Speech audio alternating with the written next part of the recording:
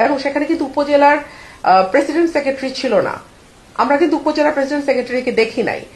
এখানে গুন্ডা প্রকৃতির একটা লোক, উনি এই হিসাবে এভাবে এলাকায় এভাবেই পরিচিত, সেই লোকের নেতৃত্বে কিছু উচ্ছৃঙ্খল ছেলে পেলে তারা গিয়ে হামলাটা চালায়। আজকে 21শে ফেব্রুয়ারি উপলক্ষে আমি যখন ফুল দিতে গেলাম, 12টা 1 মিনিটে ফুল দেওয়ার কথা, ওয়ারেন্ট অফ প্রেসিডেন্ট অনুযায়ী আমি সবচেয়ে আগে ফুল দেব নির্বাচিত সংসদ সদস্য হিসেবে।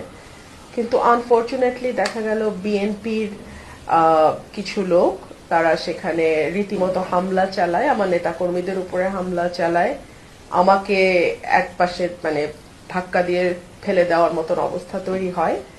আমি এটুকুই বলবো যে দীর্ঘ 17 বছর পর বিএনপি রাষ্ট্র পরিচালনার দায়িত্বে এসছে।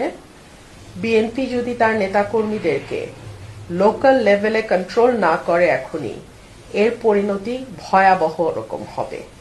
এবং যেহেতু দীর্ঘ 15 বছর একটা লম্বা সময় বিএনপির নেতাকর্মীরা নানানভাবে চাপে ছিল, লুকিয়ে থাকতে বাধ্য হয়েছে, তারা যখন এরকম একটা ভয়ঙ্কর হিংস্রতা নিয়ে পলিটিক্যাল পদের ব্যবহার করার চেষ্টা করে, এটা আমার মনে হয় দলের উঁচু পর্যায় থেকে বিষয়টি মনিটর করা এবং তাৎক্ষণিক ব্যবস্থা নেওয়া না হলে এটা দলের জন্য ভীষণ ক্ষতিকর হবে এবং সরকারের ভাবমূর্তিও ক্ষুণ্ণ হবে। সরকার মাত্রই এসছে, আমি আশা করব যে বিএনপি সরকার এবং দল হিসেবে এই ধরনের উচ্ছৃঙ্খল নেতাকর্মীদের ব্যাপারে তড়িৎ ব্যবস্থা নেবে।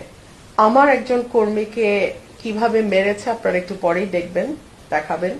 পীযূষ দা আমাদের সাংবাদিক ভাই, ওনাকে রক্তাক্ত করে ফেলেছে।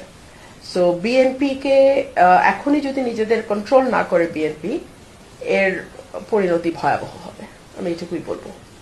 এটা একেবারে পূর্ব পরিকল্পিত হামলা এবং উপজেলার নেতারা, এবং সেখানে কিন্তু উপজেলার প্রেসিডেন্ট সেক্রেটারি ছিল না। আমরা কিন্তু উপজেলা প্রেসিডেন্ট সেক্রেটারিকে দেখি নাই। এখানে গুন্ডা প্রকৃতির একটা লোক, উনি এই হিসাবে এভাবে এলাকায় এভাবেই পরিচিত, সেই লোকের নেতৃত্বে কিছু উচ্ছৃঙ্খল ছেলে পেলে তারা গিয়ে হামলাটা চালায়। এটা তো ওদের একটা পরাজয়, মেনে নেওয়ার কষ্ট আছে। আমি এখান থেকে স্বতন্ত্র জিতে গেছি, ওনারা কোটি কোটি টাকার লেনদেন করেও পারেন নাই, ব্যালট স্টাফ করেছেন, ওনার ছেলে সেনাবাহিনীতে আছে, সেই পরিচয় ব্যবহার করে নানানভাবে চেষ্টা করেছেন, কাজ হয় নাই। সো এইসব নানান আছে। তো আজকে আইন শৃঙ্খলাটা আপনার নিরাপত্তায় একেবারেই ভালনারেবল আইন শৃঙ্খলা পরিস্থিতির নাজুক। আমি দেখলাম পুলিশ চেষ্টা করেছে।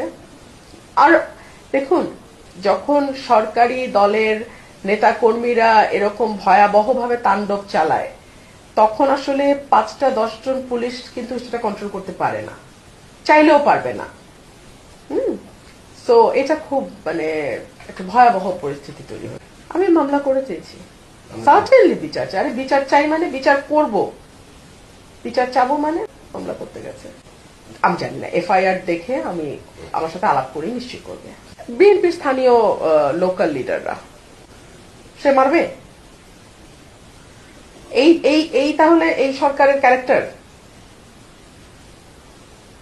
প্রথমত এটা সত্য না, দ্বিতীয়ত যদি যাই তো উস্কানি তো ডেফিনেটলি মানে এটা তো একটা দলবদ্ধ সংঘবদ্ধ আক্রমণ দেশীয় অস্ত্রশস্ত্র নিয়ে।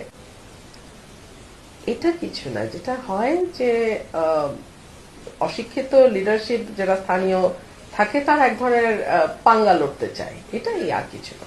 এটা পুলিশ তদন্ত করুক, যদি প্রাণনাশের কোনো চেষ্টা হয়ে থাকে আমি আশা করব সেটা সঠিকভাবে তদন্ত করে সেটার বিচার হবে। আর যদি সরকার এখানে কোনো রকম হস্তক্ষেপ করার চেষ্টা করে, সরকারকে